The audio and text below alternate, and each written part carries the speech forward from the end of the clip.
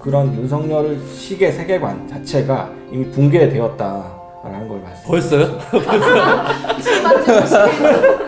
지금 파행 나오고 붕괴 나오고 주 6일제와 주 5일제를 경험해본 세대 입장에서 보면은 네, 그 지금 말씀 잘하셔야 됩니다. 네. 이게 지금 위험한 말씀을 하고 계세요. 아 그래요? 그러니까 시기가 이럴 수 있죠. 일주일 동안의 최대 연장 근로 시간을 12시간으로 규정을 해서 이제 52시간까지는 일할 수 있다라고 네. 규정을 하고 있는데요. 이거를 현재는 주 단위로 규정을 하고 있는 걸 월 단위로 바꿔서 월 52시간까지 연장 근로를 할 수 있다라는 걸로 바꾸겠다는 내용입니다. 네. 그래서 이제 계산을 해보니까 일주일이 24시간 곱하기 7일이면 전체가 168시간이 되거든요. 근데 그렇게 되면 주 7일 내내 일을 했을 때 92시간을 일하게 되면 하루에 13.1시간을 일하게 되고, 그리고 만약에 주 5일을 주 92시간 일하게 된다고 하면 하루에 18.4시간을 일하게 됩니다. 산업혁명 시대도 아니고. 그래서 이게 네, 원래는 그 이 주 92시간 이거를 발표하면서 바로 하겠다 이렇게 얘기했던 게 아니라 도입을 검토하겠다 이렇게 얘기를 하고, 심지어 이제 자료에도 안 담았어요. 그런데 한겨레 보도나 이런 데를 통해서 막 보도가 되고 사람들이 난리가 난 거죠. 뭐라고? 주 92시간 일을 해야 된다고? 막 이러면서 막 여론이 들끓으니까 갑자기 그 다음날 노동부가 이거 11시간 연속 휴식제도 무조건 도입을 해가지고 보완하겠다 이렇게 이제 한 발짝 뺀 거죠. 대통령이 다음날 좀 이상한 얘기를 했죠. 글쎄 하면서 또 이제 정부 공식 입장이 아니다라는 투로 얘기를 했죠. 네. 그래서 고용노동부로부터 이 내용을 보고받은 적이 없다라고 윤석열 대통령이 말을 했습니다. 네. 그 여당의 그 지도부에는 보고를 했다고 해요. 그리고 이제 대통령실에도 아마 보고를 했을 거라고 저는 생각이 되는데, 발표 직후나 이런 데 사이에 대통령에게 바로 직속해서 보고가 되지 않았던 약간 시차가 있지 않았나. 주식님 보시기에 대통령은 왜 그렇게 얘기를 했을 거라고 생각하세요? 왜 그런 거 저한테 물어보세요? 제가 해석을 제일 잘할 것 같아서 제일 잘하죠. 아니, 윤석열의 마음은 제가 알 수가 없으나 해석입니다. 해석. 예. 그러니까 그게 조율의 문제냐, 그러니까 이게 당정 간에 뭐 대통령실과 주무부처 간에 어떤 뭐 조율의 문제인 것이냐, 혹은 대통령의 어떤 눈치 보기, 간보기냐, 이걸 두 가지 정도로 해석이 될 것 같은데, 차라리 그 조율의 문제였다면 그거는 뭐 그 정권 출범 이후에 아직 뭔가 그 보고 체계나 이런 것들이 정교하게 그 완성되지 않은 상태에서 일어난 해프닝일 수 있다라고 볼 수 있을 것 같은데, 만약에 그게 대통령의 어떤 그 간보기이다. 윤석열 대통령이 이제 그 후보자 시절에 120시간 파문을 좀 겪었었잖아요. 그렇죠. 본인의 의도는 그게 아니었다. 120시간씩 일을 시키고자 하는 발언이 아니었다고 해명을 했지만, 사람들 뇌린 120시간 대통령으로 계속 후보로 남아 있었던 그런 트라우마가 있어서 이 92시간 보도를 보고 깜짝 놀라서 발빼기를 살짝 한 것 같은데, 근데 이거는 어떤 윤석열 개인의 차원에서 해석보다는 이게 그 탄핵 이후에 지금 두 번째 정부잖아요. 네. 근데 이전 전임 정부에서 우리가 겪었던 것이 굉장히 그 여론의 추이에 예민하게 반응하는 정부를 경험했잖아요. 그렇죠.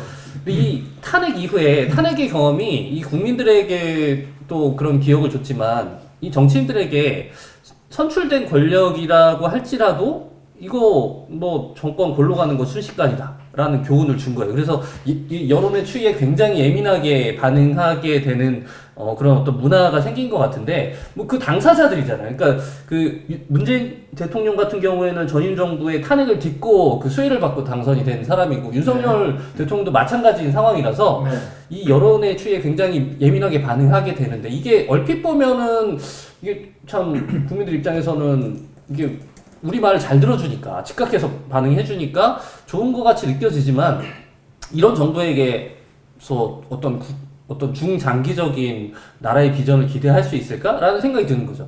예를 들면 문재인 정부 때 이런 일들이 있었잖아요. 계속 뭐 하다못해 무슨 뭐 그 재난지원금을 뭐 다 주느니 일부만 주느니 가지고 이걸 결정을 못 해갖고 몇 달 동안 뭐 홍남기 탓을 하고 그런 그 난리 치는 것을 국민 앞에 생중계하고, 아니 그 재난지원금조차 결정하지 못하는 정부가 어떻게 국가의 10년, 50년 어떤 대계를 설계하고 그 아젠다를 국민에게 제시할 수 있을까? 근데 이게 비슷한 느낌이 드는 거죠. 윤석열 정부가 이건 어떻게 보면은 주 92, 이거 노동시장 유연화 정책이라고 하는 건 이 정부가 그 처음으로 발표하는 중요한 노동 정책이자 경제 정책인 거잖아요. 이거는 굉장히 그 심사숙고하고 굉장히 이 정치 세력 전체가 그 조율이 돼서 움직이는 거대한 어떤 아젠다일 텐데, 이런 정책조차도 하루 만에 대통령이 발을 빼버리는 이런 모습을 보면 과연 이 정부에게서 더 나은 어떤 그 미래를 맡길 수 있는 것인가? 이런 근본적인 좀 의문이 들었던 것 같아요.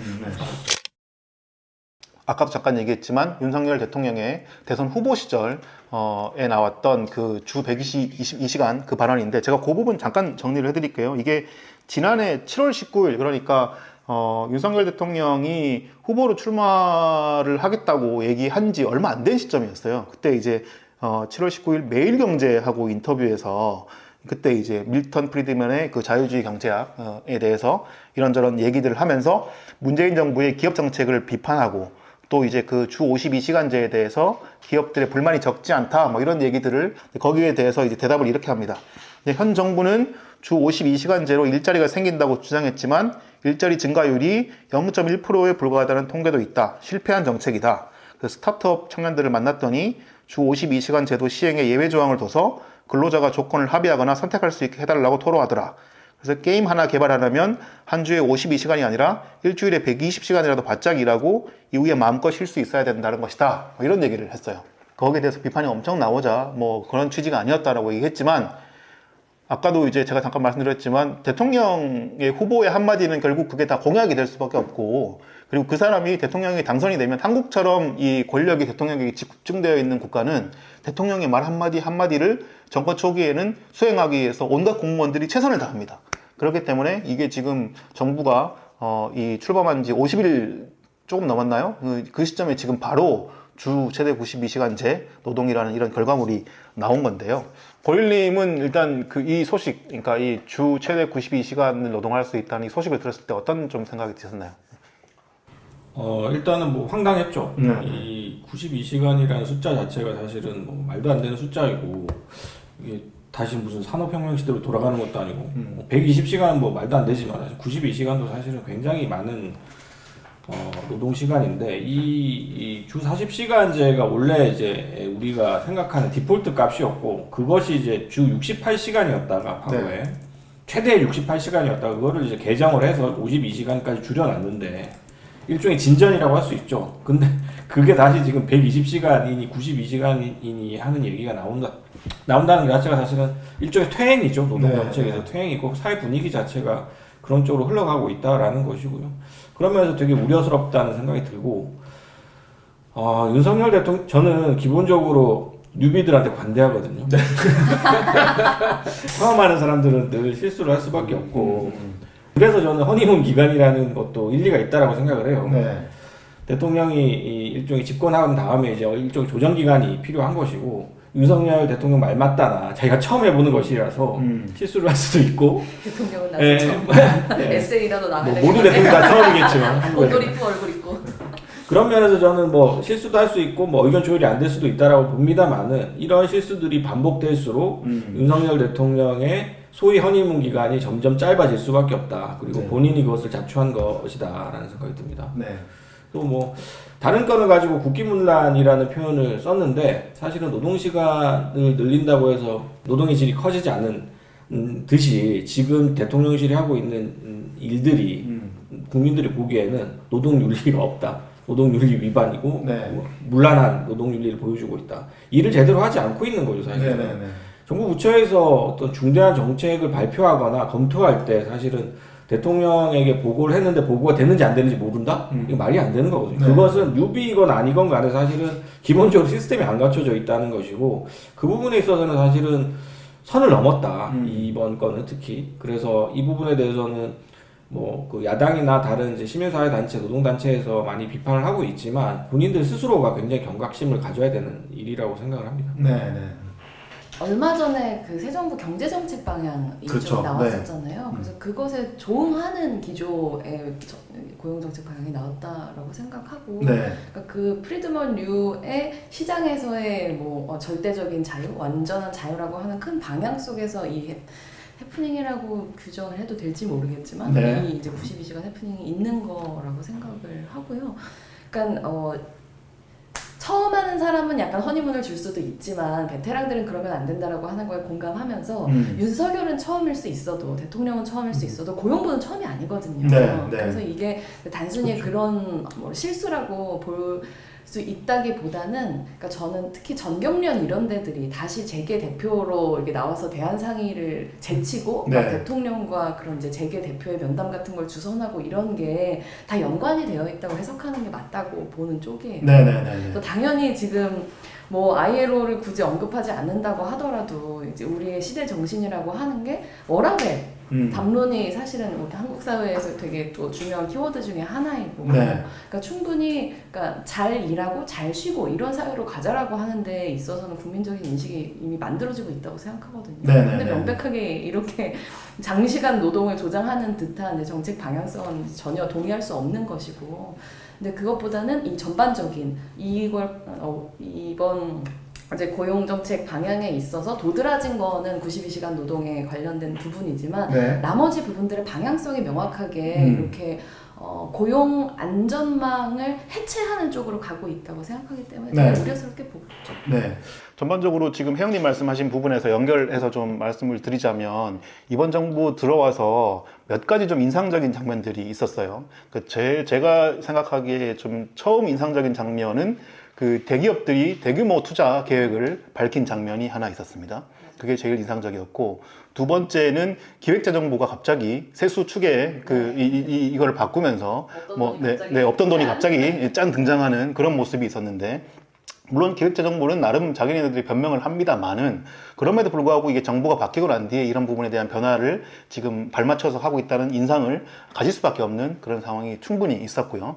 그리고 세 번째는 말씀하셨다시피 경제정책 방향에서 지금 전반적으로 이 법인세를 낮추고 그 좀 기업 친화적인, 그러니까 이제 대기업이 투자를 하니까 여기에 이제 호응해서 법인세를 낮춰주고 또 이제 노동시간까지 이렇게 연장해서 기업들이 노동자들의 노동시간을 마음대로 활용할 수 있게 만들어주는 그런 토대들을 지금 하나씩 닫고 있는 거잖아요. 그래서 우리가 지금 아마추어 정부라고 생각하지만 문제는 뭐냐 하면 대통령이 대단히 이제 이 목소리가 클 때 제일 많이 이 대통령의 권력과 목소리를 활용하는 집단이 누구인가, 이거를 좀 봐야 될 텐데, 그 집단들이 지금 다 대기업들, 재벌들인 것이고, 거기에 따라서 기업들이 얼마만큼 노동자들을 더 압박하기 쉬운 제도들을 여기에 지금 하나씩 구축해 가고 있느냐, 이 부분을 좀 주목해서 봐야 될 것 같습니다. 그래서 결국은 많은 사람들이 이 제도가 뭔가 변하는 거에 있어서 당장 눈앞에 지금 92시간 한다고 해서 당장 내일 우리가 뭐 노동시간이 확 늘어난다거나 그런 게 아니잖아요. 그런데 정부 초반에 아까 권일님도 말씀하셨지만 이 대통령의 목소리가 가장 강하고 나름 허니문 기간이 있을 때 이런 제도들이 나오는 것은 그만큼 그 노동부나 이런 기획재정부나 이런 데서 지금 바로 대통령의 눈치를 보면서 거기에 대통령의 말 한마디 한마디에 맞춰가는 정책들을 지금 하나씩 구축해 나가고 있다는 얘기거든요. 형님 말씀 듣고 보니까 진짜 전경련이란 단체는 이 국정농단 사태 때 거의 뭐 범죄 집단으로 찍히기도 했고 실제로 범죄 집단이었고, 맞습니다. 그래서 사실상 해체되다시피 해서 발언권, 사회적인 어떤 발언권 자체가 없어졌던 곳인데 지금 갑자기 귀환을 한 거죠. 화려하게 부활을 해서 지금 뭐 사실상 윤석열 대통령이나 윤석열 정권의 노동 정책에도 다 이 사람들의 입김이 들어가는 듯한 그런 느낌이 들어서 굉장히 우려스럽긴 하네요. 네네네. 사실 그게 문재인 정부 말기부터 그렇긴 했어요. 네. 네. 문재인 정부 말기 때부터 그런. 네, 정경련에서 이제 운영하는 이제 산하의 연구 조직들이 있잖아요. 네. 그 보고서들이 아무렇지 않게 정부 자료에 인용돼서 들어가고 아 맞아요. 이런 일들이 기억나네요. 있었거든요. 네네네. 그래서 아니 국정농단의 주범 중에 하나이니까 해체돼야 된다고 얘기했었던 세력이 이렇게 다시 부활하기 시작했다고 하는 점을 간과할 수는 없다고 봐요. 네.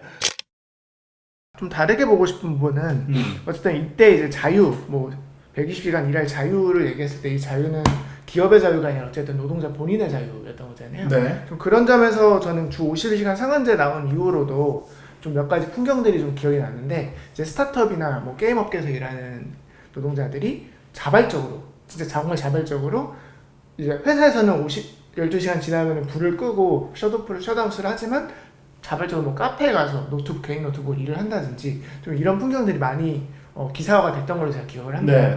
그러니까 이런 부분에 있어서 뭔가 일할 자유와 좀 국가가 이 일을 과로하지 못하게 막을 어떤 의무? 이 둘 사이에 좀 판단을 해야 되는 토론을 좀 해봤으면 하는 부분도 있습니다. 구체적으로 그러니까 이제 노동자들이 일을 할 수 있을 만한 자유들을 선택할 수 있는 권한이 있어야 된다 이런 말씀인 건가요? 다시 말해서 네. 이제 아까 말씀드린 것처럼 스타트업 청년들이 정말로 여기 기자님이나 의원님이나 수도 52시간 이상으로 이미 자발적으로 일하고 계신 것처럼 네. 좀 자기 자신이 판단해서 이 일을 끝내기 위해 52시간 이상으로 일하고 싶어하는 어떤 의지라든지 뭐 자유라고 표현을 하죠. 그런 것들을 저는 국가가 뭔가 일종의 건강권의 측면에서 혹은 뭐 다른 노동자들의 측면에서 다른 노동자들의 노동권을 보장할 측면에서 그런 자유를 좀 제한하는 것도 필요하다고 생각을 하거든요. 근데 지금 얘기는 어떻게 보면은 노동자들은 누구나 주 92시간을 일하려 하지 않을 것이다라는 좀 전제로 얘기가 되고 있는 것 같은데 그 부분에서 실제 이제 현장이나 뭐 이런 데서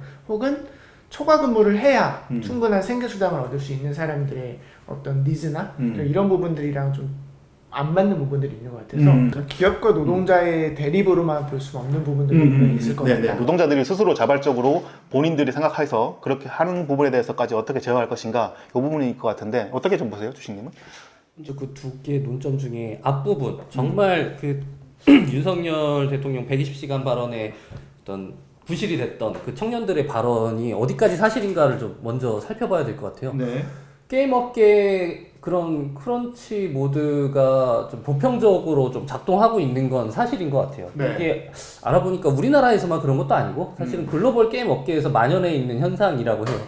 그 뭐 아주 우리가 아는 유명한 게임 회사들도 적게는 주 70시간에서 100시간까지 이렇게 뭐 살인적인 노동 강도에서 일을 하고 있다는 폭로들이 계속 나왔고, 저 위쳐라는 그 유명한 게임을 만든 그 CDPR이라는 회사가 있거든요. 이 회사가 폴란드 회사인데 여기서는 보통 동구권이 그런 어떤 노동 규제가 좀 빡세게 잘 돼 있잖아요. 근데 그럼에도 불구하고 이 회사가 뭐 토요일 일요일도 16시간 이상씩 일을 시켰다는 폭로가 나오고 했었어요. 그래서 논란이 됐었는데, 근데 문제는 그게 그러니까 그렇게 걔네들은 원래 그렇게 일하는 애들이니까 그렇게 하게 둬야 돼가 아니라는 거죠. 그 업계에서도 그런 어떤 유명한 게임 회사들의 그런 내부 폭로들이 나오면서 자성의 분위기가 구성되고 있다는 거죠. 그러니까 이 회사들이 우리는 이렇게 일합니다, 우리 이렇게 빡세게 일하고 있어요를 당당히 이야기할 수 있는 그런 분위기가 아니고, 어떤 식이냐면 그 게임 회사들이 가장 예민하게 받아들이는 집단이 이제 유저들이잖아요. 유저들 다 MZ 세대예요. 어느 회사에서 게임을 그렇게 사람들 갈아 넣어서 만들고 있다는 소식이 그 회사에서는 굉장히 악재로 작용하고 있는 걸 알고 있기 때문에 그 회사들이 요즘에 어떤 입장을 내냐면, 우리는 그 게임의 완성도도 중요하지만 우리 팀원들의 건강이 더 중요합니다. 이런 이야기를 하고 있단 말이에요. 그 블리자드 있잖아요. 그 스타크래프트 만든 이 회사 그 총괄 프로듀서가 얼마 전에 인터뷰를 하면서 무슨 얘기를 했냐면, 크런치 모드가 아직 남아있는 건 사실이다. 10년 전에 비해서는 엄청나게 줄었지만 아직 남아있긴 한데, 이거를 중요한 거는 기본적으로 이 크런치가 없어지는 게 우리 회사의 기본적인 방침이다, 이렇게 이야기해요. 그러니까 우리나라에서도 우리나라 게임 회사들도 이런 그 분위기가 좀 많이 달라졌는데, 이제 넥슨하고 스마일게이트에서 노조가 생기면서, 그리고 또 결정적으로 주 52시간이 도입되면서 물리적으로 이제 크런치보드 작동이 안 되는 상황이 돼버렸잖아요. 노동자들도 사실 그 국내 게임업계 종사자들도 약간 엇갈리는 건 이런 거예요. 이 포괄임금제가 적용되는 그 회사에서는 이걸 결사 반대하는데, 이게 포괄임금제가 적용이 안 되는 회사, 그러니까 일한 만큼 수당을 더 받을 수 있는 회사에서 일하는 노동자들 약간 환영하는 분위기가 있었는데, 그것도 주 52시간제 도입 이후에 강제적으로 그 맛을 본 거예요, 전역에 있는 사람. 그리고 나서 인식이 많이 바뀌었다는 거예요. 이게 우리나라 게임 노동자들, 그 윤석열이 말했던, 인용했던 우리 일 더하게 해주세요라는 이 정서는 게임업계 CEO들이 갖고 있는 정서에 훨씬 가깝지. 보편적인 게임 산업의 종사자들이 갖고 있는 정서랑은 거리가 멀다라는. 그러니까 그러니까 이런 상황인데, 정부가 나서서 야 너네들 일하는 거 좋아하니까 마음껏 한번 일해봐 우리가 법 만들어주고 이렇게 말하는 게 과연 이게 정부가 할 일이 이게 정상적인 정부의 어떤 역할인가라는 의문이 먼저 들었어요. 네. 여기서 약간 저는 이제 요쪽을 잘 모르긴 하는데 제가 좀 듣기로는 그런 일도 있더라고요. 그러니까 요즘은 그런 이제 대체로 그 CEO들 그렇게 얘기를 하고 또 이제 개발 쪽에 있는 분들이 보통 한번 개발을 시작하면 그 시간을 거의 끊을 수가 없어서 거의 며칠 밤새면서 일하고 이렇게 하잖아요.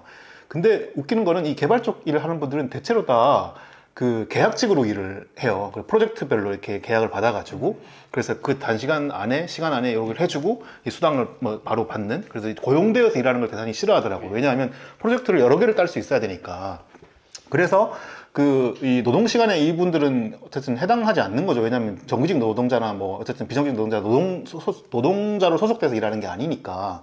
그런데 이 사람들의 사례를 가지고 와서 자꾸 이런 이 주 52시간 노동에 대한 해악을 얘기하는 도구로 자꾸 쓰더라고요. 그래서 CEO들도 그런 얘기들을 자주 하고 그런 부분도 좀 인상적이었던 것 같고요. 좀 말을 거기서 좀 보태자면 그 말씀하신 것처럼 그런 프리랜서 개발자들도 많아요. 프리랜서 개발자들은 당연히 일을 더 뭐 많이 할 권리를 주장할 수 있는데 그 정규직 노동자들도 어떤 식으로 운영되냐면 게임 회사 큰 회사가 있잖아요. 네네. 이 넥슨이라는 회사가 있다고 치면은 그 회사에 여러 가지 게임 개발 부서들이 있잖아요. 네.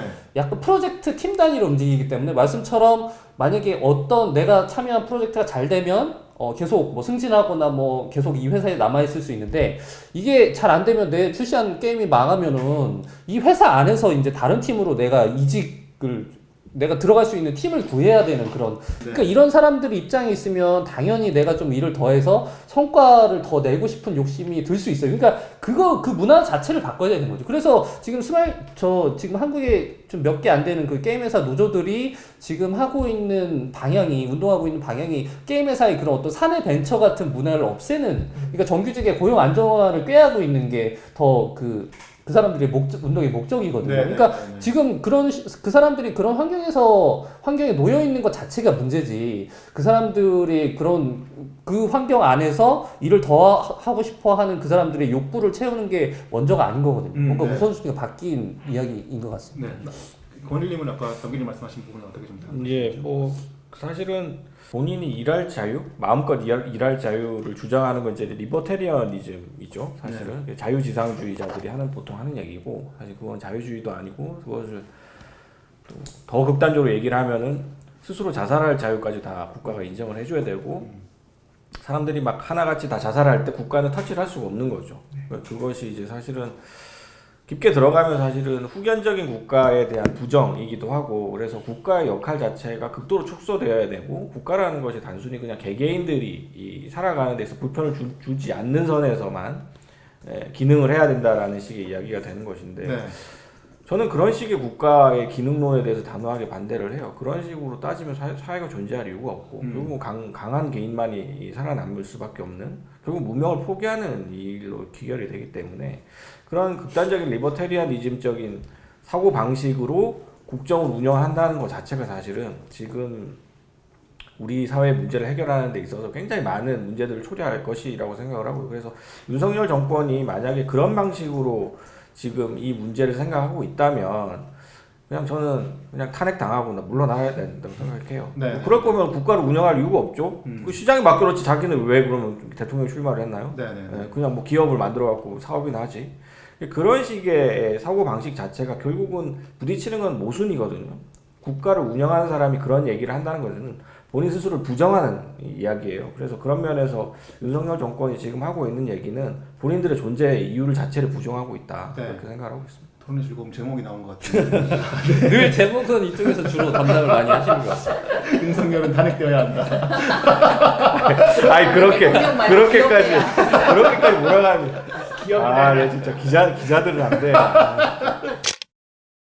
작년 말쯤에 그 고용부에서 이 주 52시간제 도입하고 나서의 그 반응에 대해서 이제 조사를 대국민 인식 조사를 했었어요. 네, 네. 근데 이제 국민의 90% 이상이 이 주 52시간제에 대해서 인지를 하고 있고 그리고 잘한 일이라는 응답이 70%가 넘어요. 네. 그리고 특히 임금 근로자들 같은 경우는 77.8% 굉장히 잘한 일이라고 생각하고 있는 거죠.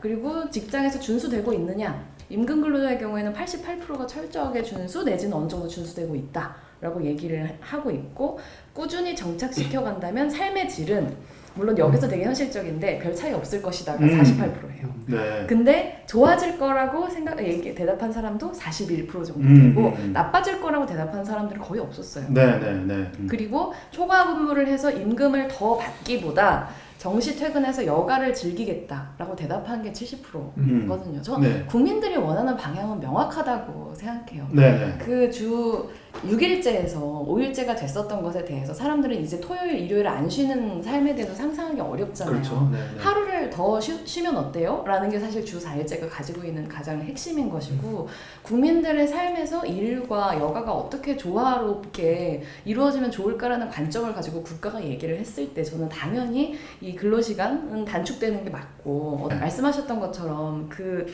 취임사에서의 자유가 대한민국에서 가장 강한 사람의 자유인 건지 가장 취약한 사람의 쉴 자유인 건지 어디에 방점을 찍느냐의 문제인데 명확하게 가장 강한 사람의 자유에 찍혀 있다고밖에 볼 수 없는 거죠. 네네네. 그 주 52시간제가 도입된 지 이제 뭐 한 그 2년 정도가 됐고, 그리고 실질적으로 이제 모든 사업장에 도입된 거는 작년 7월부터거든요. 그래서 이제 1년 정도도 아직 안 된 상황인데, 그럼에도 불구하고 뭐 저도 어찌됐든 정규직 직장에 다녀서 그런 건지, 그 또 기자들은 또 저 뭐 아주 유명한 과로 노동 집단 중에 하나잖아요. 그러면 수명이 정말 짧죠. 기자 앞에서 네, 자주 들었기 때문에 괜찮습니다. 네. 평균 수명이 몇 살일까요? 하여튼 뭐 대단히 짧은 걸 알고 있어요. 굳이 제가 숫자를 기억하고 싶진 않네요. 잔인한 사람들. 네. 근데 저희 기자 집단에서도 그 이 주 52시간제가 도입되면서 노동 시간을 시간별로 이게 재기 시작하는 문화, 그리고 이제 프로그램을 도입해서 이제 뭐 몇 시간 동안 일을 하고 퇴근 시간은 몇 시부터 몇 시까지고, 원래 기자라는 집단 자체가 출퇴근이라는 게 잘 없었던 집단이거든요. 그래서 뭐 그런 부분도 재기 시작하고, 그러면서 이제 또 만약에 과로 노동이 뭐 일주일, 이주일 단위로 좀 많아졌다고 하면 그 다음날 뭐 좀 대체 휴가나 이런 것도 쉬는 분위기가 생기기 시작했고, 이런 분위기들이 2년 사이에 꽤 많이 바뀌어서 여전히 과로하고 있는 분위기임에도 불구하고 이제 그런 제도적인 어떤 것들이 뒷받침들이 생기기 시작했거든요. 기자들도 보면 대체로 되게 막 이 일을 하고 싶어하는 욕심이라고 하는 것들이 많은 대표적인 집단 중에 한 부류들이라서, 그리고 대체로 이 일들이 본인이 어떤 월급을 받기 위해서 일하는 거가 기본 전제이겠지만 또 공적인 일이라고 생각하는 분들이 꽤 많아서 그 공적인 일에 좀 더 헌신하고 일을 하겠다라고 생각하는 분들이 꽤 많은 것 같아요. 그럼에도 불구하고 그런 열정들을 제어할 수 있는 제도가 없으면 이분들의 개인적인 어떤 그런 이 노동의 질이랄지 삶의 질 이런 것들이 계속 저하될 수밖에 없는 상황인 거잖아요. 그래서 저는 주 52시간제 방금 혜영님 말씀하신 그런 것처럼 대체적으로 많은 시민들에게 좀 더 나은 삶의 질을 영위하게 하는데 좀 도움이 되고 있다라고 이렇게 생각이 들고, 다만 이제 하나가 이 정규직 직장이 아니거나 또 뭐 되게 좀 계약직으로 일을 하시거나 좀 이 노동조합이나 혹은 제도의 이제 보호를 받지 못하는 사각지대에 있는 분들의 경우에 이런 경우들 이렇게 일을 할 수 있는 시간 조건 자체가 좀 이렇게 축소되면서 본인의 이제 벌이 임금이나 이런 것 자체가 좀 줄어들고 있는 문제들이 생길 수 있는데, 이 부분은 주 52시간제를 뭐 해체하거나 아니면 바꾸는 식으로 해결하는 게 아니라 다른 방식으로 지원할 수 있는 어떤 그런 보조 제도들을 마련해야 되는 게 아닌가라는 생각이 들고요. 또 하나 더는 주 52시간제가 좋은 평가를 받고 저도 이제 긍정적인 제도라고 생각하지만, 또 한쪽으로는 이 주 52시간제를 도입하면서 또 피해 나갈 수 있는 사각지대를 되게 많이 만들어 놨어요. 어떻게 보면 윤석열 대통령이 얘기했던 그런 노동들은 지금도 어떻게 보면 할 수 있습니다. 편법으로 이렇게 어떻게든 하다 보면. 그런데 이거를 마치 주 52시간제 때문에 모든 것이 다 막혀 있는 것처럼 얘기를 하고 그걸 지금 뒤집으려고 뭔가를 한다는 것 자체가 좀 저는 잘 이해가 안 되는 측면이 있고요. 윤석열 대통령의 세계관 자체에 대한 좀 근본적인 세계관이요. 이야기인데, 네.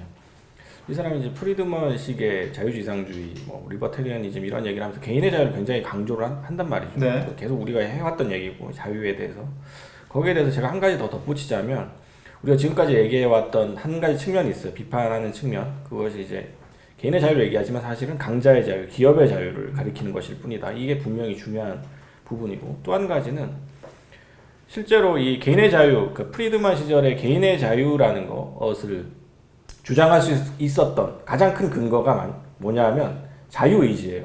프리윌이라고 하는 철학적으로 이제 프리윌이라는 것에 대해서 연구하는 사람들도 있고 과학적으로 연구하는 사람도 뇌과학자들도 있는데 문제가 이제 거기서 귀결이 되는 결론은 뭐냐면 개인한테는 프리윌이 없기 때문에 사실은 끝없이 사회로부터 영향을 받을 수밖에 없고 주변 관계로부터 영향을 받을 수밖에 없고 네. 자기가 속한 공동체 문화로부터 영향을 받을 수밖에 없기 때문에 자기가 실제로 자기가 원해서 선택했다라고 하지만 그것은 본인이 진짜 원하는 게 아니라는 것이죠.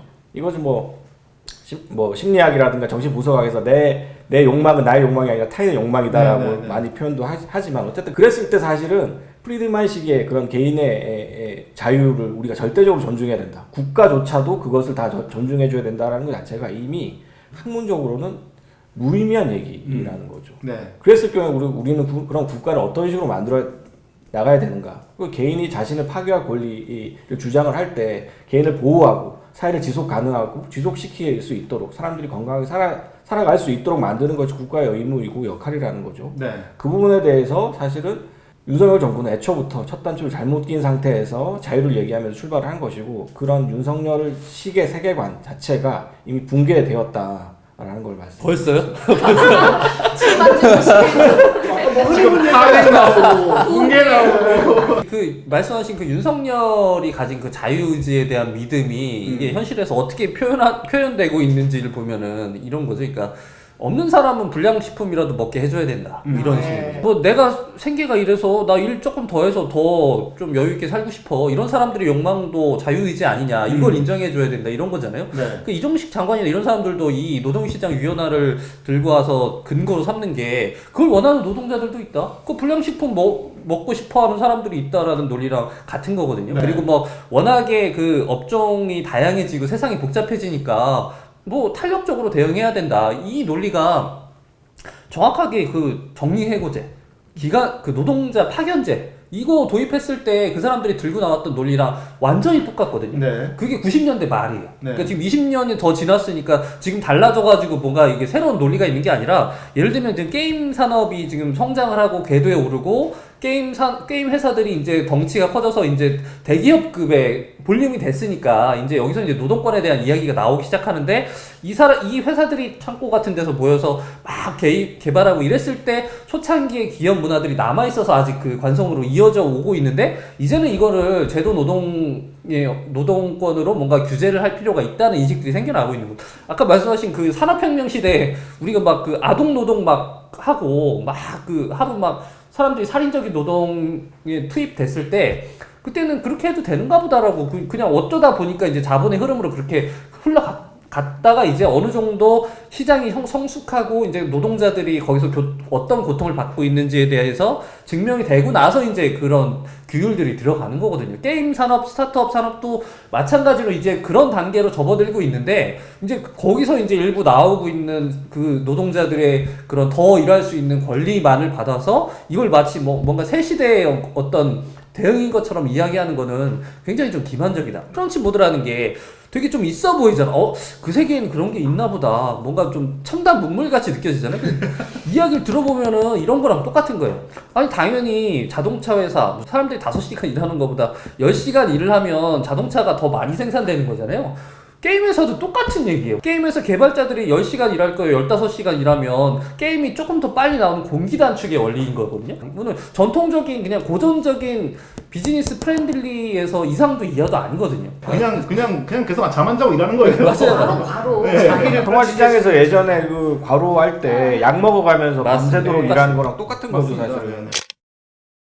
어쨌든 저는 이 문제가 앞으로 좀 저희 진보정당도 마찬가지인데요. 좀 중요하게 제일 바라봐야 되는 문제인 것 같아요. 국가의 어떤 개입할 권한과 개인이 뭔가 국가의 간섭을 거부할 자유, 뭐 이 두 가지 프레임이 좀 윤석열 정부 5년 내내 계속해서 나올 것 같아요. 네. 근데 사실 저는 30대 젊은이로서 이제 20대, 30대 커뮤니티나 좀 이런 것들을 살펴보면은 그런 것들에 대한 반발이 분명히 있어요. 국가가 내 삶에 개입하는 거.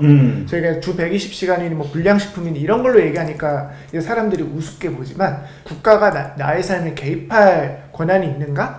요렇게 좀 일반에서 물어보면 아마 좀 답변이 다르게 나올 겁니다. 네네네. 그런 것들에 대해서 저희가 좀 주의 깊게 살펴야 되고, 진보정당은 국가가 좀 크게 어떤 역할을 해야 되는 숙명이 있잖아요. 네. 좀 그런 부분들을 어떻게 설득할 건가? 좀 이런 부분들 좀 많이 그러니까 사실 고려해야 할 것 크러치 모드라는 같습니다. 것이 나온 이유가 전제가 사실은 딱 기한이 정해진 기한 안에 뭔가 네. 일을 마쳐야 되고 그렇기 때문에 크러치 모드를 해야 된다라는 것이고 그 정해진 기간이 나온 이유는 뭐냐면 크러치 모드를 전제로 해서 만들어진 기간이거든요.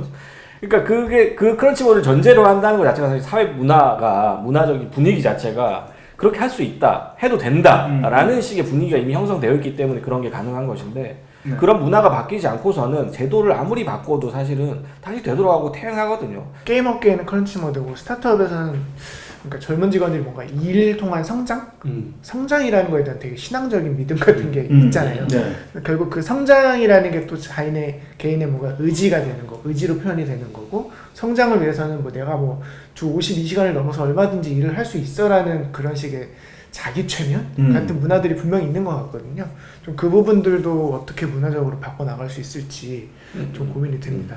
가끔 스타트업 친구들 만날 때마다 좀 아찔할 때가 있거든요. 지금 약간 이 전까지 이야기들은 뭔가 다 진보 안에서는 다 합의되고 뭐 윤석열 정부는 그런 방향으로 나아갈 게 너무 당연했다면 진보가 어떻게 해야 될지라고 생각할 때 이 포인트를 어떻게 대체 내가 성장할 자유를 개입한다는 느낌으로 만약에 워딩이 들어가 버리면 다들 그것에 대해서 막 이렇게 심하게 반대하거나 이런 느낌이 아닐 거라고 생각하거든요. 여기서 좀 진전시키는 얘기를 좀 해보자면, 혜영님 말씀처럼 주 52시간제 골격을 건드리려는 시도는 아마도 엄청난 국민적 저항이 부딪힐 거기 때문에 그거는 윤석열 정부가 어떤 의지를 갖고 있던지 그거는 쉽지 않을 것 같아요. 근데 이번에 또 하나 화두로 던진 것 중에 직무성과급제 있잖아요. 네. 이거는 딱 지금 이 두 분이 말씀하신 그 청년들의 어떤 니즈를 정확하게 공략하는 지점이기도 하거든요. 민주노총 안에서도 직무급 갖고서 엄청 갈등이 심하거든요. 같은 민주노총 안에서도, 그리고 같은 노조 안에서도, 같은 정규직 안에서도 직무급으로 가야 된다, 뭐 호봉제 그냥 유지해야 된다 갖고서 엄청 싸우고, 호봉제로 가야 된다고 말하는 사람은 사실 없어요. 근데 직무급으로 가야 된다고 말을 할 수 없기 때문에 호봉제를 주장하는 입장이거든요. 대체로 보면 분위기가 그런 것 같아요. 호봉제 혜택을 있는 사람이 점점 소수가 되어가고 있고 정규직 대공장 노동자들만 중심으로 혜택을 받고 있기 때문에 특히나 청년층들이 일자리를 찾는 데 있어서 대단히 문제가 생기고 있다는 것은 합의가 된 것 같아요. 다만 이제 이 직무급제가 전제가 되려면 산별노조가 돼야 되고, 산별노조 안에서 같은 직군을 가진 사람들의 임금이 동일 조건으로 세팅이 될 수 있는 그런 사회적 토대가 먼저 마련이 돼야 된다, 이런 얘기를 하거든요. 근데 지금 한국 사회는 그렇지 않고 산별노조가 다 와해되어 있는 상황이고, 이 대공장 노동자와 이 비정규직 노동자의 격차가 이렇게 많이 벌어져 있는 상황에서 직무급제를 도입하게 됐을 때는 오히려 더 차별이 더 극심화될 수 있다, 이런 얘기를 하는 것 같아요. 직무급제 가지고는 사실은 또 따로 토론을 해야 될 정도로 굉장히 엄청 큰 문제죠. 많은 네. 얘기긴 한데, 아까 말씀 나왔던 성장을 위해서, 지금 젊은 세대들이 직장 내에서 성장을 위해서 더 많은 일을 해야 될 시기에 그런 것들도 존중받아야 되지 않는가. 네. 뭐 그런 얘기는 저도 분명히 진보 진영에서도 고민을 해야 될 부분이라고 생각을 하고, 무조건적으로 무슨 정규직 뭐 중년 남성 노동자에 맞춰져 있는 지금의 어떤 그 노동 담론에 대해서 분명히 저는 문제 의식을 가져야 된다고도 생각을 해요. 그러니까 청년 세대들이 성장할 수 있는 곳이 결국은 자기가 첫 직장으로 들어가는 곳이 그런 곳인데, 거기서 이제 제대로 성장을 하기 위해서는 집중적으로 일해야 될 그런 시기들이 있잖아요. 저도 그랬고, 뭐 지금 청년들도 마찬가지고. 이제 그랬을 경우에 그럼 이 사람들이 성장을 어떻게 할 수 있도록 만들어줄 것인가, 토대를 어떻게 만들어줄 것인가를 사회가 같이 고민하고, 그 직장의 자기의 어떤 사수만 고민하는 것이 아니라 사회 전체가 이 새로 일을 시작하는 사람들한테 어떻게 지원을 해줄 것인지에 대해서 같이 고민을 해줘야 되는 부분이고, 그것은 단순히 저는 노동시간의 문제로 환원될 수는 없다라고 생각을 해요. 네. 노동시간을 많이 때려박는다고 해서, 물리적으로 많은 노동시간을 투여한다고 해서 그 사람이 성장한다는 보장은 없어요. 어느 정도로 밀도가 높은 직업적인 경험을 할 수 있느냐, 그 밀도의 문제인 것이지 양적인 문제는 아니라고 생각하거든요. 그런데 그 밀도라는 것을 운 좋게 내가 좋은 사수를 만나거나 좋은 회사에서 좋은 어떤 주변 사람들 네트워크 속에서 성장을 하는 경우도 있는 반면에 정말로 이상한 사수를 만나거나 이상한 회사에서 이상한 경험만 하고 본인의 성장도 하지 못하는 경우도 많거든요. 그랬을 경우에 그런 직장 내 문화라든가 갑질이라든가 뭐 성적인 뭐 폭력이라든가 뭐 이런 것들에 대해서 어떻게 국가가 개입을 하고 규제를 할 것인가, 그리고 어떻게 자유롭게 개인들이 각자의 재능들을 발현시킬 수 있게 만들 것인가, 뭐 이런 부분들에 대해서는 얼마든지 저는 터놓고 얘기할 수 있는 부분들이 있고, 진보 진영에서 너무 경직된 그런 방식이 아니라 좀 더 열어놓고 좀 생각해 볼 필요는 있는 것 같아요. 네. 그 청년 세대들이 그 성장에 대한 어떤 갈망, 그리고 또 직무급제에 대한 선호, 이게 서로 연결이 돼 있는데요. 이 사람들이 왜 성장을 하고 싶냐면, 내가 이 사회에서 살아가려면 어떤 나의 노력과 기여만이 나의 어떤 생존을 보장해 준다는 불안감을 갖고 있는 거죠. 세상은 뭐 좋은 세상, 아름다운 세상, 미래를 이야기하지만 결국에 내가 이 세상을 살아내는, 나는 나의 능력으로 살아내야 되는데 사회가 날 돌보지 않을 건데 나의 성장을 왜 가로막아? 이런 불만들이 있는 거거든요. 근데 이거는 이제 보상에 대한 갈망으로 이어져 가지고, 이제 그 연금급제에서는 나의 어떤 노력이나 기여에 대한 보상이 제대로 돌아오지 않는다고 불만, 이거는 공정하지 않는다고 생각을 하는 것이고, 저는 이게 건강한 욕망이라고 생각하진 않아요. 그러니까 이거를 그대로 뭐 인정하고 뭐 수용해야 된다고 생각하지 않기 때문에, 저는 이 사람들이 갖고 있는 욕망이 어디서 비롯됐고 누가 이들을 이런 그 세계로 인도했는지에 대한 성찰부터 먼저 필요하다고 생각하거든요. 네. 형님은 좀 어떻게 보세요? 그 진보 정치 내에서도 이런 고민들이 상당히 많을 것 같은데, 그렇죠. 아까 말씀하신 대로 이제 젊은 층들의 어떤 이런 좀 뭐랄까요, 좀 더 많은 시간들, 더 많은 어떤 그 발전을 위한, 자기 개발을 위한 욕망, 이런 부분들도 지금 많이 현장에서 목소리들이 있을 텐데. 저는 약간 그 이면에 쉬고 싶어하는 욕망이라고 하는 걸 같이 볼 수 있어야 된다고 생각해요. 정말 네. 공적인 역할을 하는 사람이라면. 네네네. 그 둘 다 어떤 종류의 불안이 전 있다고 보는데, 그렇죠. 네. 진짜 공자님 말씀처럼 들릴 수도 있지만 저는 사회 안전망 차원에서 우리가 무엇을 제공하고 있는가를 요새 훨씬 계속 많이 생각하게 돼요. 네. 그러니까 초과 근무를 하지 않으면 일할 수 없는 살아갈 수 없는 사람이 있으니까 초과 근무를 하게 해줘야 돼요가 아니라, 이 사람에게 노동이 아니라 다른 방식으로 이전 소득을 줘야 하는 게 아닌가라는 논의가 어느 순간부터 아예 보이지가 그렇죠. 않고, 네. 하게 되면 그 얘기는 너네 옛날부터 해왔던 얘기잖아라고 하는 비판을 듣고 있거든요. 근데 전 지금일수록 특히나 이제 뭐 코로나19를 겪기도 했지만 앞으로 다가올 여러 가지 복합 위기들 안에서 제일 중요한 논의는 사실 노동 시간을 어떻게 늘릴 것인가가 아니라, 네. 수많은 위기 속에서도 어떻게 사람들에게 최저 소득을 보장할 것인가, 그 위기를 함께 넘어갈 수 있도록 이렇게 문명화되고 이렇게 부자 나라가 뭘 할 것인가에 초점이 가야 된다고 보거든요. 네. 아까 약간 돌아가는 얘기인데, 탈시설 얘기할 때도 정확하게 같은 방식으로 얘기를 하거든요. 네. 그러니까 어떤 장애인들은 시설을 원해. 그렇기 때문에 시설을 유지해야 된다고 얘기를 하거든요. 네네네. 근데 시설의 요체는 사실 자유의 박탈이에요. 어떤 사람들은 자유 의지로 자유의 박탈을 원해라고 얘기하는 거랑 똑같은 거거든요. 네. 예를 들면 아까 쭉 플로우가 있는데 제가 끼어들 타이밍을 못 잡아가지고 네네. 돌아가도 전혀 문제 없습니다. 네. 얘기를 하자면, 중대재해기업처벌법 제정할 때 얘기를 좀 하고 싶어요. 그때 이제 사업자들, 이제 재계 측의 입장이 그런 거였거든요. 이제 그렇게 안전비용을 높이면 사업 자체를 할 수가 없게 된다는 주장이었는데, 네. 중재법의 관점은 그런 사업은 하지 마. 대한민국 이제 그렇게 사람 목숨값을 싸게 지불해서 사업하는 나라는 이제 아니야. 로 가자는 얘기거든요. 네네. 이제 그런 것처럼 저조차도 이제 자기 안에 무언가를 쌓아서 이 불안한 세상을 돌파해야 된다고 생각하는 사람이지만, 그럼에도 불구하고 나에게 다가오는 모든 위기를 결코 자력만으로 극복할 수 없다. 네, 각자 네. 도생만으로는 극복할 수 없는 위기가 있다고 하는 걸 사실은 다들 알고 있다고 생각해요. 근데 그걸 공적으로 해결할 수 있다고 생각하지 않을 뿐이지. 네. 그 부분에 있어서의 체념을 살펴봐 주는 게, 적어도 저는 공적인 역할, 적어도 진보 정치를 하는 사람이라면 그걸 헤아리는 게 더 지금 필요한 역할이라는 생각은 들어요. 네. 오늘 아침에 이제 제가 이 토론을 하러 오면서 본 블로그 글인데요. 캔자스대의 이제 김창환 교수가 올린 블로그 글에서 보면 이 불행하게도 이 아까 태영님이 말씀하신 그런 인식 자체가 지금 점점 그러니까 줄어들고 있다. 네, 맞아요. 이렇게 봤어요. 정부는 빈곤층에 주는 혜택을 줄여야 한다에 반대하는 비율, 과거보다 엄청나게 많이 이게 지금 줄어들고 있어서 이게 결국은 점점 사람들이 각자 도생하는 방향으로 인식이 바뀌고 있고 특히나 청년층에서 이 줄어드는 비율이 엄청나게 가파르더라고요. 그러면서 지금 그게 결국은 청년층들이 문제다라는 게 아니라 우리 사회가 그만큼 지난 10년 사이에 청년들에게 그만큼 가파른 사회, 가파르게 본인 혼자 각자 도생하고 능력으로 살아남고 본인 혼자 스스로 이제 여기를 이렇게 돌파하게 만드는 사회를 만들어 왔던 거 아닌가. 그렇기 때문에 지금 사회가 이렇게 돼버렸고 그 사회 안에서 우리가 지금 많은 사람들이 이 서로를 도와주고 서로를 지원하고 내 월급의 일부를 세금으로 내가지고 뭐 빈곤층을 지원하고 이런 마음의 여유, 사회적 여유가 없는 상태에서 나의 어떤 최선의 노력을 나는 최대한 보상을 받아서 내가 할 수 있는 것을 다 할 거야. 그런 인식들이 너무 팽배해 있는 것 같아요. 그래서 여기 이런 부분에 대한 진보 정치의 과제라고 하는 것이 엄청나게 많이 지금 남아 있는 것 같고 그 부분에 대해서 남규님이 과제를 좀 던져주신 것 같습니다. 정의당에서 네, 정의당 얘기가 이렇게 뭐 정의당 말만 해도 네, 자세히 고쳐하게 되네요. 네, 지난 대선에서 이제 어찌됐든 사람들에게 가장 많이 회자됐던 공약 중에 하나가 주 4일제 공약이었던 것 같아요.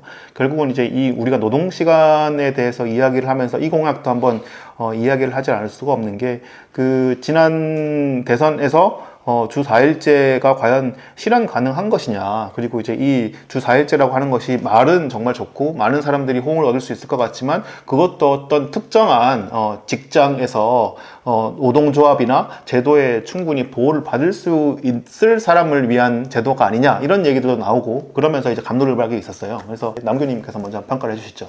네. 당원님. 먼저 정의당원. 네, 일단 정의당원이고요. 이제 재원님 말씀하신 것처럼 주사일제에 대한 가장 큰 비판은 그런 부분이었어요. 가장 뼈아픈 비판은 그쪽이었던 것 같아요. 네.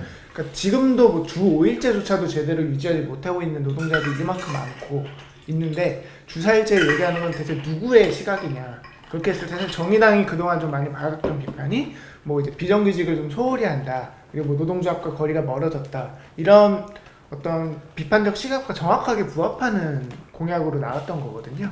근데 사실 이쯤에 당원으로서 변명을 좀 하자면 신상장 후보가 당시 했던 말 중에 기억에 남는 게 주 4일제를 얘기해야 지금 주 5일제를 못 지키고 있는 사람들이 주 5일제라도 지키게 된다. 좀 이런 얘기를 했었는데 뭐 어떻게 보면 맞는 말이고 또 네. 어떻게 보면 또 의문부가 붙을 수도 있는 말이겠지만 뭐 두 번째 또 변명을 하자면은 이제 공약에 같이 있던 거는 일하는 시민의 신노동법, 그러니까 신노동법이라고 해서 노동법을 전면 개정하는 내용이 있었거든요.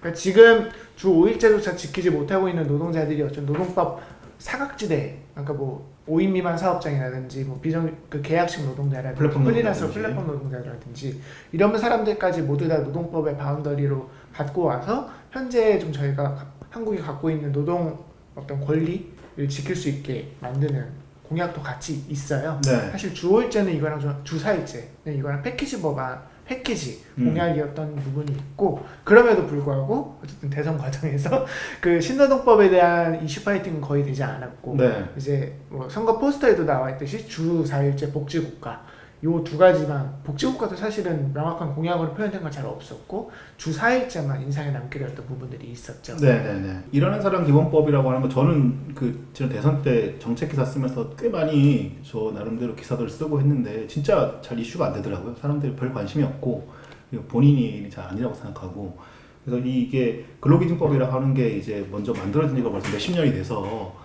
지금의 현재 노동체계, 이렇게 형해화되어 있는 노동체계를 뒷받침하기에는 모자란 제도가 돼버렸기 때문에 이제는 새로운 노동법을 만들어야 되고 노동하는 사람들, 즉 그러니까 어떤 사업장에 소속되지 않더라도 어떤 그 사업장에 간접적으로 이 벌이를 받아서 일을 하는 사람들, 그래서 모든 사람들이 이 노동법의 보호를 받는 그런 새로운 기준의 그 노동법을 만들어야 된다. 그 법을 만들고 난 뒤에야 이 주 4일제나 이 노동시간을 줄이는 것이 의미가 있지 않겠느냐라고 하는 얘기가 전제가 돼야 되는데 그러지 못했던 게 좀 있었던 것 같아요. 이 정의당 안에서는 좀 논의가 좀 어땠습니까? 주 4일제에 대해서는? 네, 되게 잘 설명해 주셨다고 생각을 하고요. 네네네. 그러니까 주 4일제가 맨 앞에 나선 키워드는 가장 직접적으로 이야기되고 가장 즉각적인 반향이 있었기 때문에 이 전체 노동공약의 이 신노동법 패키지 안에서 네. 이제 그렇게 도드라지게 됐었던 것 같아요. 네네네. 결과적으로 약간 포퓰리즘적인 접근이었다고 비판하더라도 수용할 수 있는 부분이고 선택을 했던 부분이라고 생각을 해요. 네. 근데 어쨌든 이제 전체적인 접근은 결국에는 이제 노동자성을 증명하는 방식으로 설계되어 있는 근로기준법으로는 지금 실제로 한국 사람들이 어떻게 일하고 있는지를 포괄하는 것은 이제 무리인 상황이라는 걸 인정할 수밖에 없고 네. 어떤 형태로든지 어떤 일이든지 사람들은 하고 살아가고 있기 때문에 이제 그렇게 일하는 사람들에게 있어서 우리가 어떻게 실질적인 노동권을 보장할 수 있을 것이냐에 대한 이제 고민이 있었던 건데 벌써 지금만 하더라도 말이 길어지잖아요. 근데 지난 대선의 시대 정신은 7자 공약이었기 때문에 그렇죠. 저희 주사일제 4글자 공약으로 설명하는 어떤 고충이 있었다라는 점을 이제 말씀드리고 싶고, 네. 그러니까 주 5일제도 제대로 못 하고 있는데 주사일제라고 하는 비판은 전 너무 맞는 말이라고 생각을 해요. 네. 근데 이런 비판이 존재한다는 것이 일주일에 이제 3일은 쉬고 싶어 그래도 되지 않을까라고 하는 생각을 반대하고 있다고 생각하진 않거든요. 네. 이 두 가지가 어떻게 공존할 수 있을 것인가에 대한 정책적인 고민이 필요하다고 보는 거고, 그래서 실제로 그 공약의 가장 실질적인 설명은 만약에 심상정이 대통령이 된다면 2023년부터 네. 시범 실시를 해보자. 네. 1년 반 동안 예를 들면 탄소 배출을 많이 하는 사업장, 여성이 다수인 사업장 이런 곳들에서는 주사일제를 시범 실시를 해보고 그 내용을 가지고 이걸 어떻게 확대할 수 있을지를 고려를 해보자라고 하는 얘기였어요. 네네네. 그러니까 노동 시간도 좀 뭐 재택근무도 되게 활성화되고 또 최근에 나온 뉴스들을 보면 뭐 어디 휴양지 가서 근무해서 하더라도 노동 시간이 인정되는 것들이 또 있고 이런 측면으로 좀 이렇게 여러 부분에서 좀 많은 사람들이 이제 그 휴식 시간과 노동 시간을 병행할 수 있도록 좀 이렇게 조화를 이룰 수 있는 그런 변화가 있고 또 주 4일제도 이미 시행하고 있는 기업들도 있고 맞아요, 그런 자체적으로. 측면에서 이게 현실적으로 불가능한 게 아니고 또 사람들이 거기에 대해서 비판한 것도 그게 싫다는 게 아니었겠죠. 이제 그쵸. 이게 정말 정의당 네. 되거나 혹은 진보 정당이 케어해야 되는 많은 약자들도 같이 그걸 누릴 수 있어? 라고 하는 질문이었던 것 같아요. 근데 저는 이 주 4일제라는 말을 처음 들었을 때 이게 비현실적이다, 뭐 시기상조다 이런 느낌보다는 일하는 게 나쁜 건가? 라는 생각이 들었어요. 그러니까 이게 일을 너무 많이 하는 건 나쁘죠. 그래서 일을 좀 적게 하고 싶은 사람들의 생각이 있는 건 분명한데 그렇다고 일을 하는 게 나빠서 일을 줄이는 게 반드시 좋은 방향인가? 라는 의문이 여기 딱 그 사이에 임계점이 있는 것 같아요. 네. 근데 제가 딱 말씀 잘하셔야 됩니다. 네. 이게 지금 위험한 말씀을 하고 계세요. 그래요? 그러니까 시기가 이럴 수 있죠. 주 6일제와 주 5일제를 경험해 본 세대 입장에서 보면은 네. 주 5일제 뭐 일주일에 40시간 뭐 9 to 6로 요 정도 일하는 게 제 세대에서 느끼는 딱 그냥 인간의 존엄을 지키면서 즐겁게 일할 수 있는 노동의 가치가 빛날 수 있는 딱 임계점인 것 같은데 여기서 더 줄인다고 생각하니까 직관적으로 저는 왜 일하는 걸 그렇게 죄악시하지? 왜 일하는 게 나쁜 거라고 생각하지? 이분 생각이 들었어요. 그래서 드디어 왜냐면 갑자기 전향하시는데 마지막에 이렇게 폭탄 발언. 그러니까 반전이 있었어. 정의당은 노동 중심 정당이라고 하는데 노동의 가치를 저렇게 무시하는 듯한 그런 느낌을 받았어요. 왜냐면 딱 그 시기가 제가 일을 처음으로 어른이 되고 일을 안 해보 백수가 된 기간이었어요. 일을 안 해보다 보니까 약간 제가 막 경무에 시달리던 시기에 주 4일제를 들었으면 약간 좀 오아시스 같은 느낌이 들었을 텐데 그냥 일과가 없는 상태에서 그런 시기를 처음으로 겪는데 주 4일제를 상상을 해보니까 아니 굳이 그렇게까지 해도 되나? 라는 생각이 들었어요. 해야 되나 생각이 들었어요. 주식님을 매장시키기 위해서 악마의 편집에 어떤 제목을 뽑아보자면 정주식한테 주 5일제는 노동 계급이지만 주 4일제는 유한 계급. 그래서 뭐 크게 다르지 않습니다. 크게 그 정의가 제 생각과 다르진 않은데 중요하게 생각해볼 문제인 것 같긴 해요. 어쨌든 주 4일제로 노동을 줄인다라는 게 있어서 그 전제는 노동은 뭔가 힘든 거 줄이면 좋은 거 약간 이런 느낌이 될 수 있다고 보거든요. 근데 그게 그 노동을 위한 정당이라고 하는 게 노동의 고귀함을 얘기하는 정당인 건가요? 저는 그렇게 안 그게 받아들이는데. 그게 있죠. 그쵸. 일하는 시민, 그러니까 노동 자체를 좀 뭐랄까요? 신성시하고 네, 그런 게 신성시하는 있죠. 부분들. 일하는 네네. 주체에 대한 이야기들 아닌가요? 그러니까 그걸 안 하는 게 신성한 건 아닌 거죠. 아니 근데 노동조합의 그게 주 4일이라고 해서 그걸 안 하는 건 아니잖아요. 그쵸, 그쵸. 저는 너무 안 하는 것 같아서. 사실은 좌파 사상에 이중적인 노동에 대한 관점들이 네, 있죠. 맞아요. 세상을 움직이는 건 노동이다라는 표어가 있잖아요. 네. 그 말을 했을 때 노동이라는 건 뭔가 세상의 주체가 되고 그리고 가치를 만들어낼 수 있고 이런 부분에서 노동의 어떤 고귀함이 표현되는 부분들이. 아니 그러니까 그거에 대해서 부인하는 건 아닌데 노동 그 자체가 모든 걸 헌신해야 되고 모든 걸 거기에 맞춰야 된다는 게 아니라는 것은 이미 벌써 한 20년 전에 합의가 다 된 것 같아요. 갑자기 지금 얘기가 튀어나왔는데. 네, 깜짝 놀랐어요. 네. 10년 전에 안 살았던 사람들. 이미 합의가 된 상황이고 그냥 노동자를 위한 네. 정당인 것이고 그리고 노동자의 노동 조건을 위해서 이렇게 이 싸우는 정당인 거지 노동의 고귀함을 위해서 싸우는 것은 아니지 않나? 라는 생각이 저는 들었고 그리고 모르겠어요. 이제 저는 그런 생각이 듭니다. 저도 이제 만만치 않게 일하는 거 좋아하는 사람이거든요. 왜냐하면 저는 저의 일을 정말 좋아해요. 그리고 이제 제가 일하는 거에 있어서 그것도 뭐 어떤 구조 안에 속해서 제가 이제 그 대타자에게 종속돼서 일하는 걸 수도 있지만 어찌됐든 일하는 걸 좋아하는데 그럼에도 불구하고 저는 또 쉬는 시간도 대단히 좋아하거든요. 그래서 저는 만약에 주 4일 노동자가 되고 일주일에 신문이 지금은 6번 나오거든요. 근데 5번밖에 안 나온다라고 하면 너무 행복할 것 같아요. 그렇게 하더라도 우리가 충분히 일할 수 있는 것들을 하면서 이 세상을 바꿔갈 수 있다고 저는 생각하거든요. 근데 마치 이 관점 자체가 주식님이 말씀하시는 취지가 뭔지는 알겠어요. 뭔지는 알겠지만, 근데 저는 그게 약간 과잉이 아닌가. 그럼 만약에 이게 주 3일이나 주 2일이면 어떠세요? 글쎄요. 각자가 생각하는 그 임계가 있을 것 같아요. 그러니까 제가 생각하는 임계가 한 4일 정도다. 그러니까 4.5일? 이 정도? 그러니까 주 5일 흥정을 하고 있어. 아니 무슨 4.1일 정도 흥정을 해. 합시다. 이 사람 들으면 안 되겠네. 그건 너무 극단적인 말씀을 하시는 건데, 예를 들어서 만약에 주 2일이나 3일 일하게 된다고 한다면, 그러면은 이제 그 기업 입장에서는 비용을 더 많이 들이더라도 두 부류의 집단을 만들겠죠. 주 3일을 주 초에 일하는 집단, 주 3일을 주 후반에 일하는 집단. 그렇게 만들어 하면 기업의 비용을 더 많이 들일 수 있다면 문제 없겠죠. 하루 일하는 게 더 좋으세요? 하루 일하더라도 임금이 그만큼 많이 줄어들지 않으면 좋죠. 이게 저는 여기서 생각이 좀 달라요. 과연 이제 지금 그걸 가지고 주 5일과 주 4일의 차이를 바로 대입해서 설명하는 거는 너무 좀 이렇게 뭐랄까요?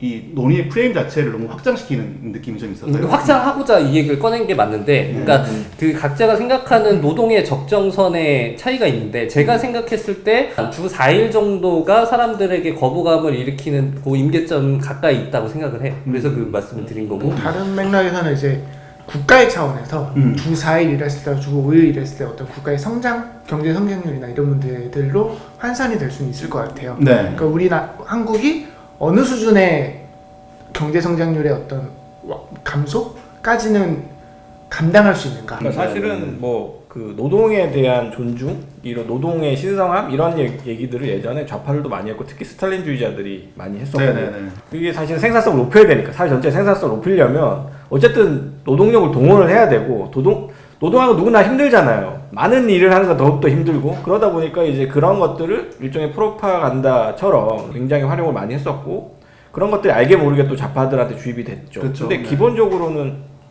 인간이 노동을 하는 이유는 어떤 자연의 개조를 통해서 우리가 더 나은 삶을 살 수 있도록 만들기 위해서 이 노동이 필요하고 근데 그것이 이제 나중에 생태주의로 가면서 이제 좀 다른 얘기들이 나오는데 저는 조금 이 얘기를 그냥 단순히 노동시간의 어떤 흥정의 문제가 아니라 흥정하는 문제가 아니라 어떤 근본적인 차원에서 좀 생각을 해보면 사람들이 여러 가지 방식으로 사회에서 살아나가면서 자기의 인정 욕망을 만족시키는데 유튜브에서도 만족시키고 하는데 저는 기본적으로 직장에서 가장 많이 만족을 한다고 생각을 하거든요. 그걸 충족을 시킨다고 생각을 하거든요. 자신이 직장에서 어떤 하는 일을 통해서 인정을 받고 내가 어떤 사회에 기여를 하고 꼭 그것이 어떤 매출을 올리고 사회 생산성에 기여한다는 측면이 아니라 인간, 개인으로서 성장을 하고 내가 쓸모 있는 사람이구나. 이 사회에서 살아갈 가치가 있다라는 걸 느끼는 게 되게 중요한 문제라고 생각해요. 지금까지 그 부분에 대해서는 좌파들이 굉장히 좀 너무 무심했거나 관심이 없었는데 그것을 이제 최근에 저는 그 악셀 호네트의 책들을 읽으면서 인정투쟁이라는 인정 욕망과 관련된 책들을 읽으면서 과거에는 재분배 차원, 분배 차원만 신경을 쓰다가 네. 사람이 살아가는데 꼭 필요한 거는 뭐 돈을 얼마 벌고 뭐 얼마를 먹고 싸고 하는 것뿐만이 아니라 다른 사람한테 얼마만큼 인정을 받는가도 굉장히 그렇죠. 중요한 필수적인 이 부분인데 그 부분에 대해서 좌파들이 너무 지금까지 무심했다라는 생각을 많이 했어요. 네. 그래서 그런 부분들을 어떻게 충족시킬까? 제가 봤을 때는 놀면서도 충족을 하고 뭐 하지만 이 일터에서 가장 많이 충족을 한다는 거죠. 그런 인정의 욕구, 내가 살아갈 가치, 그리고 더 뭐 거창하게 얘기하면 삶의 의미 이런 것들을 직장에서 자신의 노동을 통해서 충족을 하는데 그런 면에서 봤을 때 저는 주식 얘기도 약간 일리가 있는 게 일을 거의 안 하거나 일을 너무 적게 할 경우에는 이제 그런 충족될 수 있는 기회조차도 좀 더 줄어버리는 것이고 결국 그래서 저는 약간 기본소득에 대해서도 약간 양가적인 감정이 있는 것이 기본소득만으로 살아가는 것이 과연 행복할까?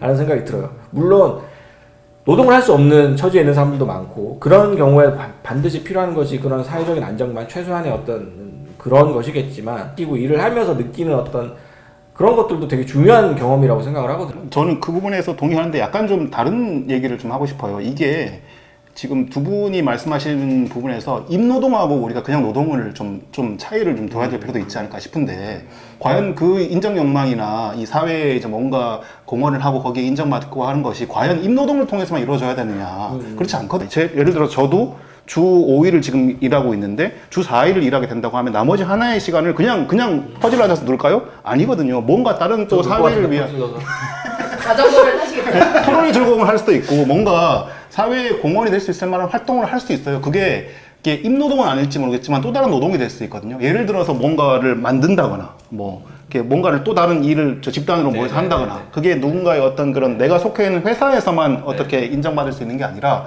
이제는 사회가 그런 이 기업에 속해서만 할 수 있는 노동만으로 인정받는 것이 아니라 수많은 인정받을 수 있는 창구들이 열려 있는 사회가 돼버렸잖아요. 동의합니다. 재훈님의 의견이 맞습니다. 저는 그렇게까지 동의한 느낌이 안 드는 게 남규님의 이 이야기가 앞으로 너무 중요하다라는 거 다 맞닿아 있는 얘기잖아요. 네네. 그 성장의 욕망 그리고 내가 일을 통해 뭘 얻고자 하는 거. 근데 우리 다시 리셋해볼 시기도 됐다라는 말을 사실 하고 싶었던 것인데 네. 그 20년 전에 뭐 다 합의된 일이 아닌가요? 라는 말이 저한테는 뭐랄까 그냥 약간 그 토론에서 그걸 약간 잘라버리려고 하시는 게 조금 저는 약간 모르는 입장이어가지고 노동이랑 임노동이 사실 구분이 잘 안 돼요. 네. 왜냐하면 약간 임이라고 하는 것에 대해서 뭔가 딱 자기 일이라고 생각하는 사람들이 좀 적어지고 그냥 내 24시간이 일이거나 아니거나를 내 스스로 운영하는 입장이 더 많아지는 상황에서 많은 것들이 굉장히 이제 그 개념 자체가 되게 계속 혼재되고 있는 상황들 같아서 그 얘기를 좀 더 정립을 하려면 사실 이전에 뭔가 다 정립돼서 끝난 것 같은 얘기도 다시 좀 같이 얘기 나눠주시고 좀 할 필요도 좀 있다고 느껴져요. 아까 얘기가 잠깐 나오다 말았어요. 네, 노동자를 어떻게 규정할 것인가의 문제에 좀 필요한 것 같아요. 이렇게 보니까 프리랜서 노동자들은 사실은 이제 법적으로 노동자가 아니니까 그런 노동에 대해서 우리가 어떻게 평가할 것인가. 또 더 나아가서 오래전부터 페미니즘 쪽에서 주장해왔던 가사노동. 가사노동은 사회 전체가 아무런 가치를 쳐주지 않잖아요. 근데 사실은 가사노동이 없으면 재생산 자체가 안 되는데 노동을 재생산하는 노동으로서 가장 어떻게 보면 핵심적인 노동인데도 인류 역사를 통해서 가사노동에 대해서 제대로 지불을 해주지 않았단 말이에요. 어떻게 보면 자본주의 자체가 그런 부불노동이라고 부르는 부불노동인 가사노동을 통해서 지지받고 지탱해온 역사인데 그러면 그런 노동들에 대해서 우리 사회는 어떻게 그러면 지불할 것인가? 그 가치를 꼭 뭐 돈이 아니더라도 어떤 방식으로든 그것을 값을 치를 것인가의 문제. 그리고 노동자들이 정규직이든 소위 정규적으로 돈이 나오고 4대 보험을 뭐 가입하고 이런 노동이 아닌 다른 어떤 형태의 노동, 플랫폼 노동자라든가 이런 노동자들 굉장히 이제 자유로운 노동을 한 사람들에 대해서 이런 부분에 대해서도 사실은 되게 많은 얘기들이 필요한 것 같아요. 여기서 잠깐 연결해서 말씀드리면 그 이유 때문에 저는 직무급제를 반대하거든요. 그러니까 직무급제를 하게 되면은 지금 소외되어 있는 그 노동들, 예를 들면 지금 그 가사노동이라든지 이런 그 임노동에 뭐 편입이 되거나 뭐 편입이 되지 않고 애매한 위치에 있는 그런 노동의 가치에 대해서 어쨌거나 같은 방식으로 지금은 평가가 되잖아요. 같은 최저임금 안에 뭐 같은 시간제 노동자로서 어쨌든 분류가 되는데, 근데 여기서 만약에 직무급제를 도입해버리면 이런 어떤 직군별 노동의 가치를 시장에 의해서 다시 재평가되는 과정이 벌어질 거 아니에요? 네, 그러면은 지금 말씀하신 그런 소외돼 있던 노동의 가치들이 더 소외되고 노동시장 이중구조라고 많이들 이야기하는데 이중구조가 틀이 허물어지면서 이제 카스트가 진짜 카스트 제도가 벌어진 노동의 카스트가 벌어질 수 있다는 점에서 저는 차라리 여러 가지 좀 문제가 있지만 연공급제가 저는 더 개인적으로 우월하다고 보는 편이거든요. 네. 모든 주제들이 다 나와서 막 여기 위에서 긁혀있네요. 토끼처럼 이렇게 뛰어다니고 있는 느낌을 받고 있는데 네네네. 근데 저는 소득과 일이 이미 분리된 사회를 살아가고 있다고 생각해요. 네. 그리고 이 두 개가 반드시 결합되어야 한다고 보는 관점이 저는 그 노동은 신성하다라는 관점에 가깝다고 보는데 그거는 너무 많은 다양한 삶들을 설명하기 어렵다라고 생각해요. 네. 그렇기 때문에 그건 좀 이제 분리해서 봤으면 좋겠는데 일이 사람들에게 보람을 주죠. 삶의 의미를 주고 그거는 아무리 시간이 지난다고 하더라도 변함이 없을 거라고 생각해요. 그런데 반드시 우리의 소득이라고 하는 것이 내가 일하는 시간과 비례되어야 하는가라고 하는 것은 하나의 고정관념일 수 있다고 생각을 하고요. 네. 그 말씀하신 것처럼 지금 값을 쳐주는 일과 값을 쳐주지 않는 일이 있는데 그럼 이 일들은 어떻게 값을 쳐줄 거야? 라고 하는 게 연금급제를 유지한다고 해서 이 일들의 제값을 받을 거라고 생각하진 않거든요. 네. 그래서 지금 엄청나게 혼란스러운 시기에 어떻게 이 기준을 정립할 거냐라고 하는 문제의 측면에서 저는 규정을 하는 게 맞다고 생각을 해요. 네네.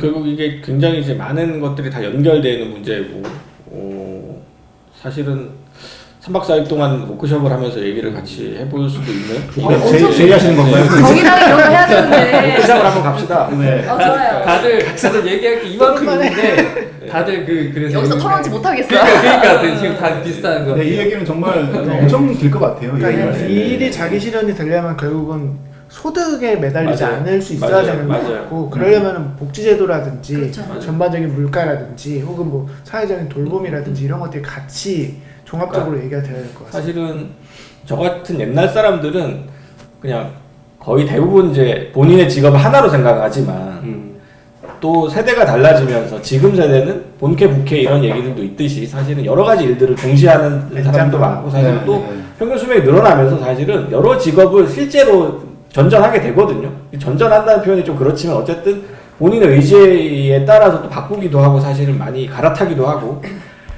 그래서 그런 어떤 여러 그것도 사실은 본인의 캐릭터에 따라 다르겠죠. 본인의 어떤 능력이나 어떤 선호에 따라 다르고 어떤 사람은 여러 직업을 이렇게 옮겨 다니는 것이 자신의 거기에 맞는 수도 있고 또 어떤 사람은 꾸준히 몇십 년 동안 하나의 직업에 천착할 수도 있는데 그 모든 어떤 노동하는 일하는 사람들이 다 그래도 생존의 걱정을 하지 않고 자신의 일을 열심히 하고 그 가치를 사회에 또 기여할 수 있게 만드는 그런 제도를 어떻게 만들 것인가, 그런 문화를 어떻게 만들어낼 것인가. 결국은 아까 이제 혜림님이 말씀하신 것처럼 노동하는 사람들을 어떻게 그럼 규정을 하고 그 사람들을 우리가 지금 노동자라고 얘기를 하면 되게 얕잡아 보는 말이고 그런 일종의 멸시어가 돼버렸거든. 노동자라는 말이 언젠가부터 한국에서. 네. 그런데 그런 것이 아니라 사실은 일하는 사람이 그 어떤 방식의 형태의 일이든 프리랜서든 뭐 정규직 노동자든 사회보험이 되든 안 되든 간에 그 사람들이 최소한 자신이 하고 싶은 일들을 어떤 사회적 가치에 기여를 하면서 본인이 이게 생존을 걱정하지 않으면서 할 수 있게끔. 그러니까 사실 돈을 엄청나게 많이 벌고 싶은 사람이 있는 반면에 돈을 그렇게 많이 벌지 않으면서도 사실은 난 이만큼만 일하고 사실은 그 남는 시간에 다른 뭐 심단체 활동이라든가 이런 봉사활동이라든가 이런 거 하고 싶은 사람들 의외로 되게 많거든요. 네. 이런 사람들이 조화롭게 살아갈 수 있도록 사회를 디자인하고 제도를 만들어 나가는 것이 저는 진보 정당이나 좌파들이 해야 될 몫이라고 생각을 합니다. 그렇겠네요. 네. 그런 배경에서 약간 이제 일자리 보장제 같은 얘기들이 그렇죠. 나오고 그렇죠. 있는 그렇죠. 것이죠. 일하고자 한다면 누구나 일할 수 있게 어떻게 그렇죠. 만들 것인가. 네네네. 저 오늘은 저희가 토론의 즐거움을 시작하고 처음으로 디베이트를 한번 제가 오늘 제 의도가 잘 못 들어갔어요. 사람이 일을 해야지 말이야. 일을 해달라고 사람들이. 주 92시간제로 시작해서 또 오늘 토론의 즐거움의 장점이 이거 같아요. 항상 시작과 끝이 시작은 미약했으나 끝은 장대했어. 이렇게 항상 그렇게 가는데 오늘도 많은 이야기들이 진행이 됐습니다. 그 주 92시간이라고 하는 과로가 있어서는 안 될 것이고 거기에 대해서는 또 진보 정치가 윤석열 정부의 어떤 그런 폭주를 막아야 되는 그런 이 과제도 있지만 또 다른 과제들이 오늘 더 많이 이야기되었던 그런 토론이었던 것 같습니다. 오늘 토론 여기까지 하고요. 다음 주에 또 더 재미있는 토론으로 만나 뵙도록 하겠습니다. 고생하셨습니다. 감사합니다. 고맙습니다.